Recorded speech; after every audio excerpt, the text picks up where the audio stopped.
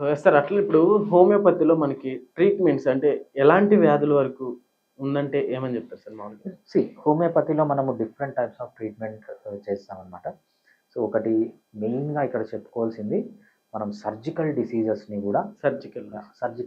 కూడా మెడికల్‌గా treat చేయొచ్చనమాట. Surgical disease అంటే for example మోకాలు నొప్పొచ్చింది, మోకాలు రీప్లేస్ చేయాలన్నారు, లేకపోతే కిడ్నీ స్టోన్స్ ఉన్నాయి, లేకపోతే సర్వైకల్ స్పాండిలోసిస్, లంబార్ స్పాండిలోసిస్, లేకపోతే ఏదన్నా యాబ్సెస్‌లు గానీ, ట్యూమర్స్ గానీ, ఇవన్నీ ఏంటంటే ఏవైతే అలోపతిలో సర్జికల్‌గా ట్రీట్మెంట్ చేయాలి కంపల్సరీ అన్నవి మోస్ట్ ఆఫ్ ది డిసీజెస్ మనం హోమియోపతిలో మెడికల్‌గా ట్రీట్ చేయొచ్చు. దానికంటే చాలా తక్కువ కాస్ట్‌కి ట్రీట్ చేయొచ్చు. దానికంటే చాలా సేఫ్‌గా, చాలా ఎఫెక్టివ్‌గా. ఓకే. హోమియోపతిలో ఏంటంటే